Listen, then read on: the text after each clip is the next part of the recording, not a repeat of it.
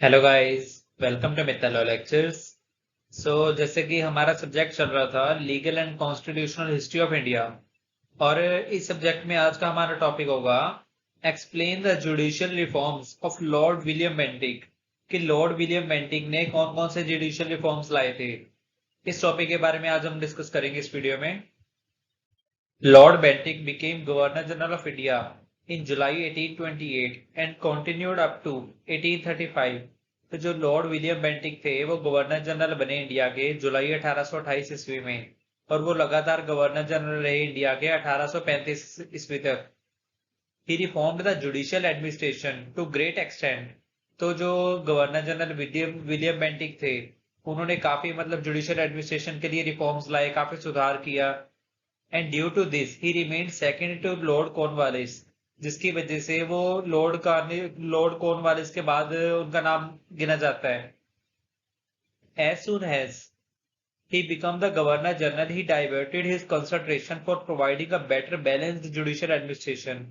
और जितना जल्दी वो गवर्नर जनरल बने, उनका जो कंसंट्रेशन था वो डाइवर्ट हो गया जुडिशियल एडमिनिस्ट्रेशन को बैलेंस करके बेटर बनाने में।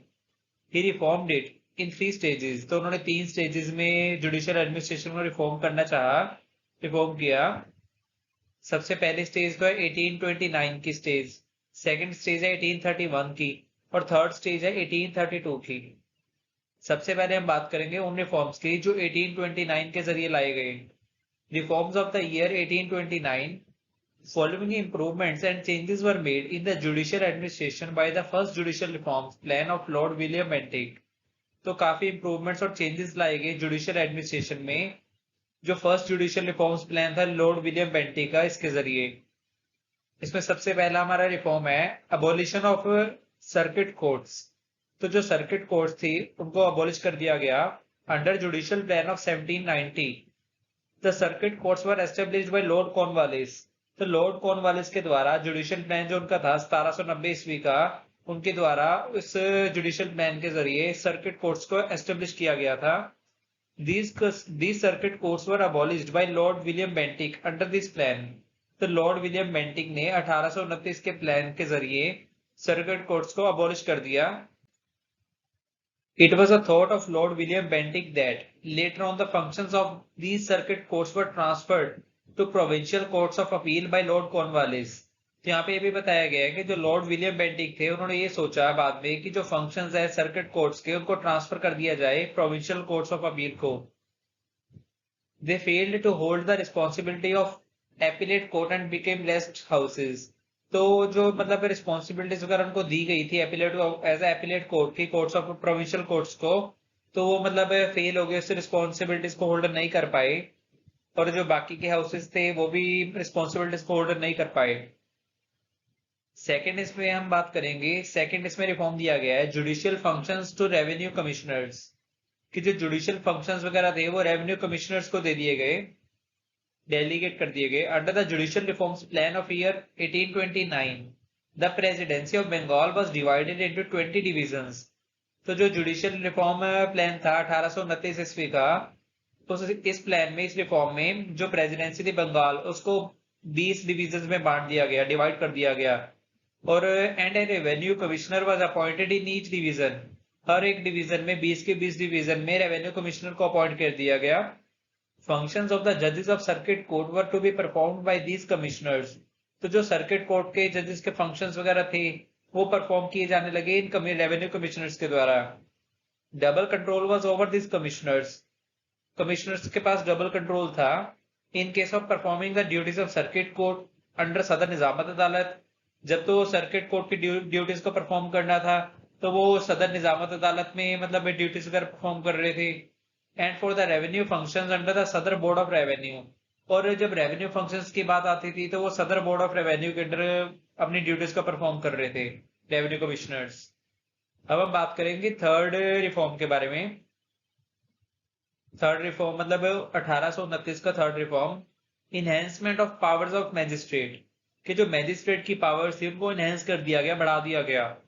Powers of the magistrate were enhanced by Lord William Bentinck under this judicial reform plan. तो लॉर्ड विलियम बेंटिक के द्वारा इस प्लान में जुडिशियल रिफॉर्म करके जो मैजिस्ट्रेट की पावर्स वगैरह मैजिस्ट्रेट को मिली हुई थी उनको इनहेंस कर दिया गया, बढ़ा दिया गया।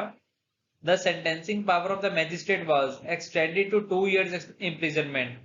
जो सेंटेंस देने की पावर थी, सजा देने की पावर थी मैजिस्ट्रेट के पास, उसको 2 साल की इम्प्रिजनमेंट तक बढ़ा दिया गया, एक्सटेंड कर दिया गया। The appeals from the decisions of the magistrate were to be taken to the commissioners of circuit. तो यहाँ पे भी बताया गया है कि जो अपील्स वगैरह थी against the decision of magistrate, magistrate के डिसीजंस के अगेंस्ट अगर कोई अपील करना चाहता था वो कमिश्नर्स ऑफ सर्किट के पास जा सकता था वहां पे अपील करने के लिए। This plan of Bentinck did not get any expected success. तो जो बेंटिक का, विलियम बेंटिक का ये प्लान था, लॉर्ड विलियम बेंटिक का, इनको मतलब जितनी इन्होंने सोचा था कि सक्सेस मिलेगी उतनी सक्सेस नहीं मिल पाई। Hence a new plan was activated by Bentinck after 2 years। तो इस वजह से लॉर्ड विलियम बेंटिक के द्वारा एक और प्लान को रिफॉर्म, मतलब एक और रिफॉर्म लाया गया जुडिशियल एडमिनिस्ट्रेशन में 2 सालों बाद, जो कि अब हम सेकंड पॉइंट में बात करेंगे, रिफॉर्म्स ऑफ ईयर 1831। पहले 1829 का था, जब उसमें कोई कमियां वगैरह देखी तो 1831 में फिर से रिफॉर्म्स लाए गए जुडिशियल एडमिनिस्ट्रेशन में। A number of changes were made under the previous plan under the judicial reform of year 1831 like. तो जो काफी चेंजेस वगैरह लाए गए प्रीवियस प्लान को देखकर, काफी जो चेंजेस वगैरह, डिफेक्ट्स वगैरह रह गए थे उसमें इंप्रूवमेंट्स वगैरह करके 1831 में जुडिशियल रिफॉर्म्स लाए गए। सबसे पहले तो है transfer of functions of circuit court to दीवानी अदालत। कि जो सर्किट कोर्ट्स के फंक्शंस वगैरह थे उनको दीवानी अदालत को ट्रांसफर कर दिया गया। The functions of circuit court were transfer to revenue commissioners by Bentinck under his plan of year 1829। तो जो सर्किट कोर्ट के फंक्शंस थे उनको ट्रांसफर किया गया था रेवेन्यू कमिश्नर्स को लॉर्ड विलियम बेंटिक के द्वारा 1829 के प्लान में। Later on Bentinck realised himself that it is not in the interest of the judicial administration.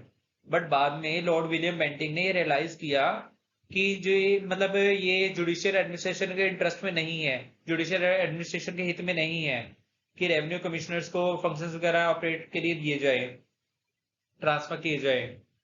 And these functions were assigned to the दीवानी अदालत ऑफ द डिस्ट्रिक्ट्स। तो जो ये फंक्शंस थे सर्किट कोर्ट के, ये दीवानी अदालत जो डिस्ट्रिक्ट की थी उनको असाइन कर दिए गए, डेलीगेट कर दिए गए। Now they were empowered to hear and decide the cases sent by the magistrate. So अब दीवानी अदालत जो है डिस्ट्रिक्ट की, उनके पास ये भी पावर आ गई कि वो केस को सुनवाई कर सकते हैं केसेस की, और डिसाइड कर सकती हैं जो कि मैजिस्ट्रेट के द्वारा डिसाइड किए गए हैं। They were given the status of session जज। तो दीवानी अदालत को सेशन जज का स्टेटस दिया गया। Thus these courts were now called as district and a session court। तो that's why इन कोर्ट्स को डिस्ट्रिक्ट कोर्ट या सेक्शन कोर्ट भी कहने लगे लोग। सेकंड इसमें बताया गया है executioners function of collector. As per prevailing arrangements the जजेस ऑफ दीवानी अदालत were performing the acts of magistrate. तो जो पहले के अरेंजमेंट्स थे उन अरेंजमेंट्स को देखते हुए जो जजेस थे दीवानी अदालत के, वो मतलब मैजिस्ट्रेट के भी एक्ट्स को परफॉर्म कर रहे थे। Which increased the pressure of works on दीवानी अदालत। जिसकी वजह से दीवानी अदालत के मतलब प्रेशर वर्क का काफी ज्यादा हो गया, बढ़ गया। Hence the work of magistrate was handed over to the collector by William Bentinck under his plan of year 1831। जिसकी वजह से जो लॉर्ड विलियम बेंटिक थे उन्होंने मैजिस्ट्रेट के जो वर्क्स थे उनको कलेक्टर को हैंड ओवर कर दिया अपने 1831 के प्लान के जरिए। In this way collectors became again magistrate. तो इस तरीके से कलेक्टर्स जो थे वो अगेन मैजिस्ट्रेट बन गए। थर्ड इसमें रिफॉर्म दिया गया है powers for the cases of rent. The collectors were now empowered to exercise jurisdiction to decide suits relating to rent summarily। तो collectors को ये भी powers दे दी गई कि वो उनको jurisdiction दे दी गई कि वो जो रेंट के रिलेटेड सूट्स हैं उनको डिसाइड कर सकते हैं collectors। The decision of the collector in rent suit cases was to be final subject to the revision by मुफस्सिल दीवानी अदालत on regular suits presented before them। यहाँ पे ये भी बताया गया है कि जो collector के decisions थे रेंट के रिलेटेड सूट्स के, वो फाइनली मतलब फाइनल माने गए, जिसकी मतलब कोई रिवीजन वगैरह अगर मुफस्सिल दीवानी अदालत से कोई भी मतलब खुश नहीं था उनके डिसीजन से, तो वो कलेक्टर को मतलब रेंट के रिलेटेड केसेस जो हैं वहां पे जा सकते थे कलेक्टर के पास, और कलेक्टर का ही डिसीजन फाइनल था। फोर्थ इसमें बताया गया है एस्टेब्लिशिंग सदर अदालत इन इलाहाबाद। टू सदर अदालत, सदर दीवानी अदालत and Sadar Nizamat Adalat were established in Allahabad by Lord William Bentinck under this plan। तो लॉर्ड विलियम बेंटिक के द्वारा 2 सदर अदालत को एस्टेब्लिश किया गया इलाहाबाद में। एक तो है सदर दीवानी अदालत, एक है सदर निजामत अदालत। तो सदर दीवानी अदालत और सदर निजामत अदालत एक सिविल केसेस के लिए है, एक क्रिमिनल केसेस के लिए है। फिफ्थ इसमें रिफॉर्म है, फिफ्थ इसमें मतलब जो जुडिशियल प्लान में रिफॉर्म्स लाए गए। Inclusion of Indians in judicial administration, इसके जरिए जुडिशियल एडमिनिस्ट्रेशन में इंडियंस को इंक्लूड किया गया। An important achievement of the plan of Lord William Bentinck is given to the inclusion of Indians in judicial administration of दीवानी। यहाँ पे ये भी बताया गया कि एक इंपॉर्टेंट अचीवमेंट मानी जाती है लॉर्ड विलियम बेंटिक की इस प्लान के द्वारा कि उन्होंने इंडियंस को इंक्लूड किया जुडिशियल एडमिनिस्ट्रेशन में। कोर्ट्स की मतलब जुडिशियल एडमिनिस्ट्रेशन वगैरह होती है, जो जुडिशियल प्रोसेस होते हैं, उसमें इंडियंस को इंक्लूड किया गया। Under the judicial plans of Cornwallis, the administration of justice was English overridden and natives had very little participation in the justice system. But as against to this, Lord William Bentinck adopted the policy of involvement of Indians in the judicial administration. यहाँ पे ये बताया गया है कि जो judicial plans Lord Cornwallis के द्वारा लाए गए थे, उनमें जो एडमिनिस्ट्रेशन ऑफ जस्टिस था, जस्टिस को मतलब जुडिशियल एडमिनिस्ट्रेशन था, वो इंग्लिश जजेस, इंग्लिश पर्सन के द्वारा किया जाता था। बट जो लॉर्ड विलियम बेंटिक है, इन्होंने मतलब क्या किया कि इंडियंस को इंक्लूड किया जुडिशियल एडमिनिस्ट्रेशन में। According to this policy, an Indian can be appointed to the post of मुंसिफ। मुंसिफ का मतलब होता है जज। तो इनकी पॉलिसी के हिसाब से एक इंडियन को एज अ जज अपॉइंट किया जा सकता था, जज की पोस्ट पे। They were to be the regular salaried officer of the government, और उनको रेगुलर सैलरीड ऑफिसर गवर्नमेंट का बनाया जा सकता था। They can decide all suits up to the value of ₹300। तो उनके पास ये पावर दे दी गई थी इंडियन जजेस को कि वो ₹300 तक के वैल्यू के सूट्स को डिसाइड कर सकते हैं। Likewise the Indians were now eligible for appointment as Sadr Amin. तो इसी तरह जो इंडियंस है वो एलिजिबल हो गए कि उनकी मतलब अपॉइंटमेंट एज अ सदर अमीन भी हो सकते थे। Suits not exceeding the value of ₹1000 can be finalised bye them. तो इसमें ये भी इनकी वैल्यू की कंडीशन लगा दी गई कि सूट्स जो ₹1000 के अमाउंट से नीचे के हैं, वो मतलब फाइनलाइज किए जा सकते हैं इन जजेस के द्वारा, इंडियन जजेस के द्वारा। The cadre of principal Sadar Amin was also available to Indians. तो जो प्रिंसिपल सदर अमीन के मतलब जो कैडरे वगैरह थे, तो वो प्रिंसिपल सदर अमीन को भी अवेलेबल कर दिए गए इंडियंस को, कि इंडियंस अब प्रिंसिपल सदर अमीन में भी मतलब पार्टिसिपेट कर सकते थे। They were empowered to finalize any case not exceeding ₹5000। तो इंडियन जजेस को ये मतलब ये पावर्स दे दी गई कि वो फाइनलाइज कर सकते हैं किसी भी ऐसे केस को जिसकी वैल्यू जो है वो अप टू ₹5000 है, कि 5000 से अबव नहीं है, 5000 से नीचे है। The appeals from the decision of these court ले टू द जिला और सिटी दीवानी अदालत। तो जो भी अपील्स वगैरह इन कोर्ट्स के डिसीजन के अगेंस्ट लगाना चाहता था कोई भी, तो वो जिला दीवानी अदालत या सिटी दीवानी अदालत में लगा सकता था।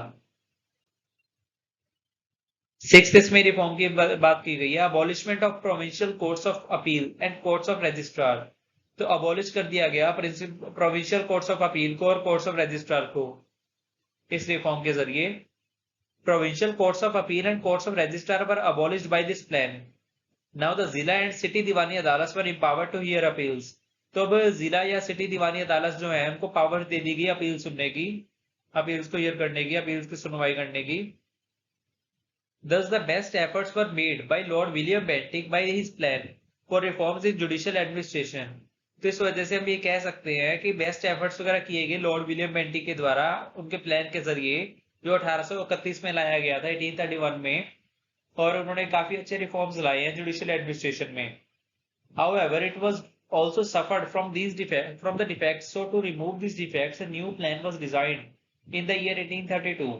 तो ये भी बोला जा सकता है, ये भी देखा गया है कि उनके जो 1831 में जो उन्होंने प्लान लाया था, रिफॉर्म्स वगैरह लाए थे, उनमें काफी डिफेक्ट्स वगैरह भी थे। उन डिफेक्ट्स को रिमूव करने के लिए एक और प्लान को डिजाइन किया गया, जो कि 1832 में लाया गया। अब हम बात करेंगे रिफॉर्म्स ऑफ ईयर 1832 के बारे में। The plan of year 1832 of Lord William Bentinck was the last plan with a view to reforms in judicial administration.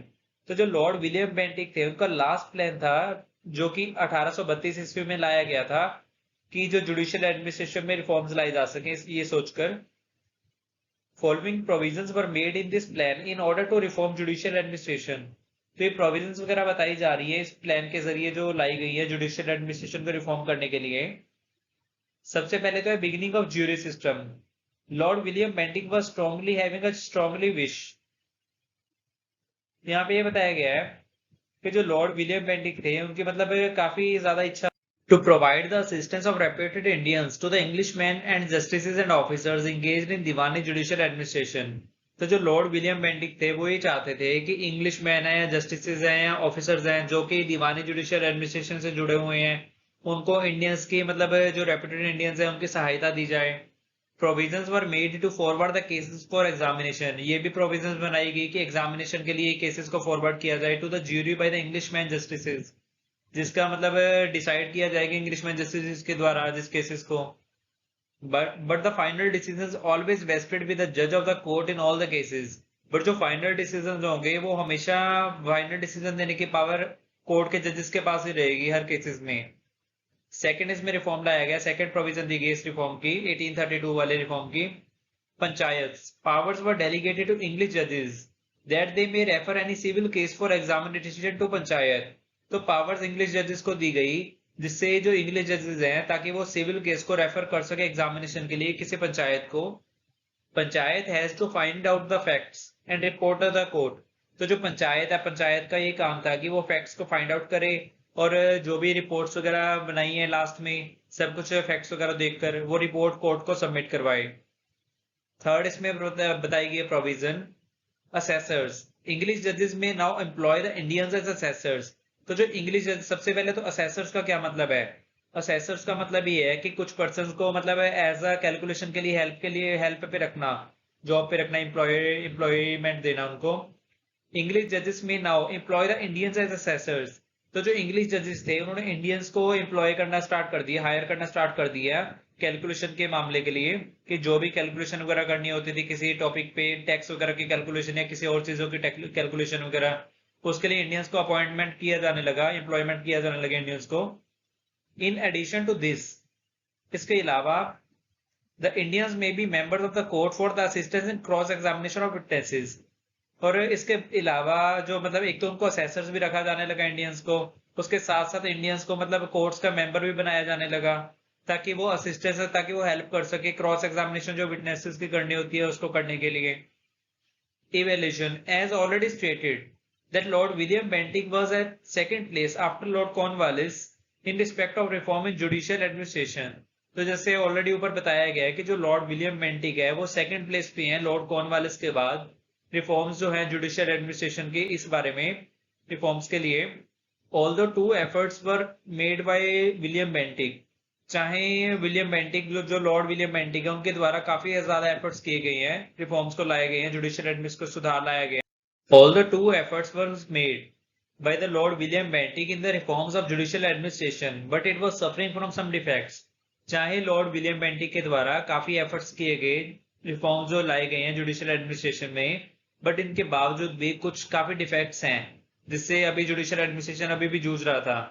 And due to these defects, जिन डिफेक्ट्स की वजह से lord William Bentinck is placed at second place after lord Cornwallis, जिसके वजह से lord William Bentinck को second place पे रखा गया आफ्टर लॉर्ड कॉर्नवालिस।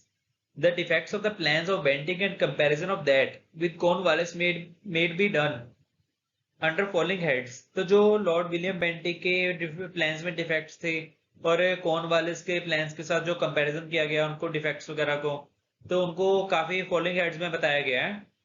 सबसे पहले तो है due to merger of judicial and revenue functions by William Bentinck, judicial functions suffered much whereas these functions were segregated by the Lord Cornwallis in the year 1793।